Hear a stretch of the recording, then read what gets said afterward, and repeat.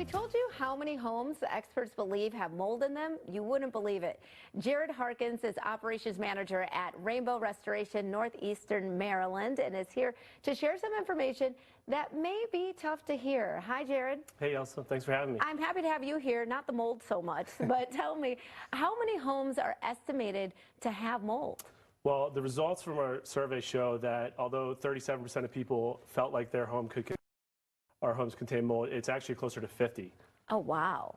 Yeah. One and two. Yeah. Wow. Okay, so why do you think that mold tends to go unnoticed? Because, as you said, many people didn't realize that they had it. Also, what should owners look for in their homes to see if they have a problem? Sure. So, first of all, mold requires a continuous amount of moisture generally to develop. So a lot of times that's going to occur in areas of our home that we don't spend a whole lot of time checking out, like our attics, our crawl spaces, maybe parts of the basement, certainly like wall cavities.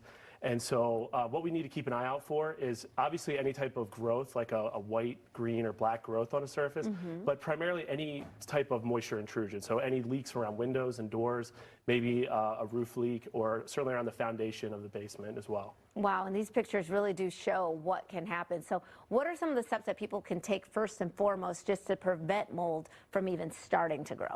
Yeah, so when we're talking about mold prevention, the key thing is controlling our environment.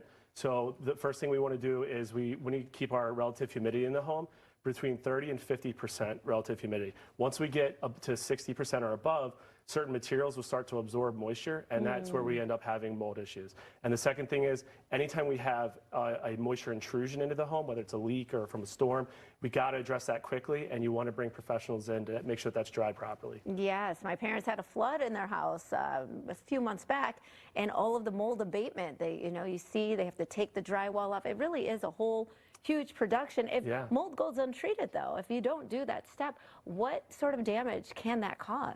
Yeah, so if it's left untreated, it certainly can expand into structural issues more than just cosmetic. We can have wood and drywall can deteriorate over time, which creates a much more costly repair. And even the personal property in our home can suffer as well. So explain how your company handles mold and why that's a better option than doing like a DIY. So most DIY solutions are just surface based, right? Like, using bleach on a surface. It's only going to treat the surface of the thing. We're not containing it. We're not properly removing the materials that are affected, and we're not doing the appropriate steps to clean and address that. And we're going to follow all the appropriate industry standards, primarily from the IICRC, who regulates the standards, and make sure that it is removed appropriately. I mean, it really makes sense. This is something you don't want to mess around with. It's your home, it's your family. You want to do it right. If someone wants to call you, how do they get in touch with you?